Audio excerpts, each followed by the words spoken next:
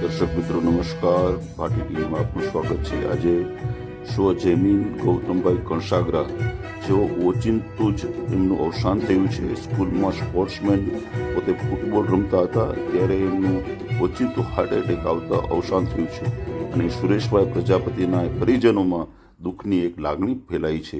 ત્યારે ભાટી ટીવી પણ એમને શ્રદ્ધાંજલિ આપવા માટે જે આજે ત્યાં ઉપસ્થિત થયું છે અને શ્રદ્ધાંજલિ આપવા માટે આજે વાંકાનેર, મોરબી તેમજ થાન, રાજકોટ અને વિવિધ વિસ્તારોમાંથી આવી અને જૈમિનને શ્રદ્ધાંજલિ આપે છે. અને આપ જોઈ શકો છો શ્રદ્ધાંજલિ માટે પણ જો બધા જ આવ્યા છે.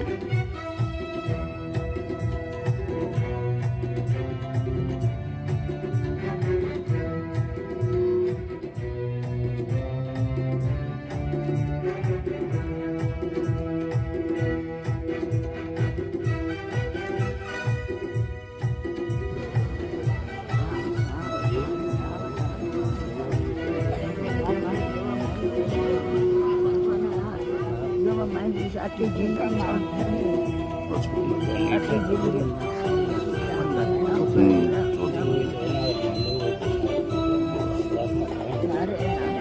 આપણા માતા પિતા કલ્પના છે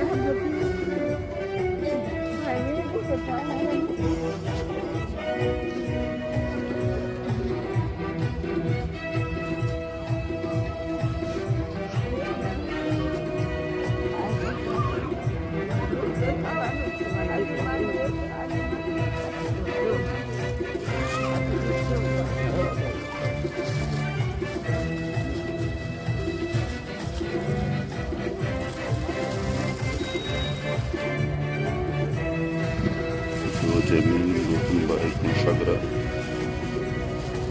જેઓ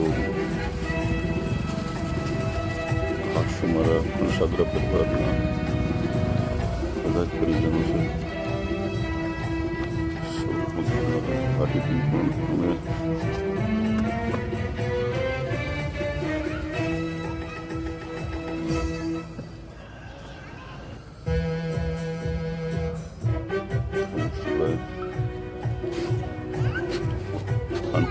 અમારા મિત્રો બધા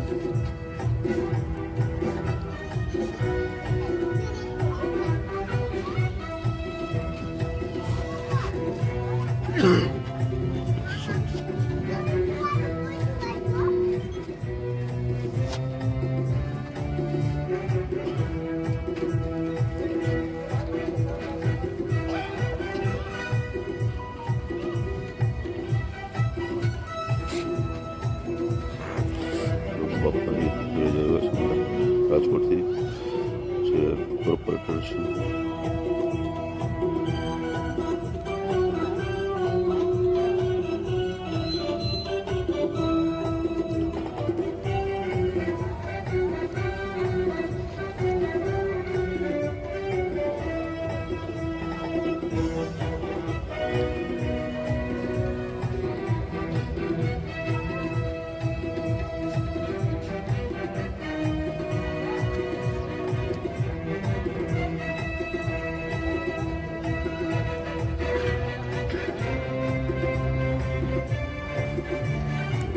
ભાઈના સુપુત્ર જૈમિનનું ઓચિંતું અવસાન થયું છે.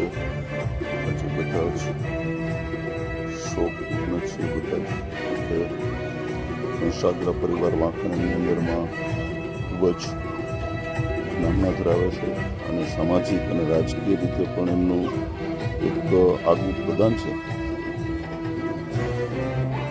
ત્યારે નાના એવા મારા જૈમિનભાઈનું ઓચિંતું જવું ખૂબ દુઃખદાયી લાગે છે.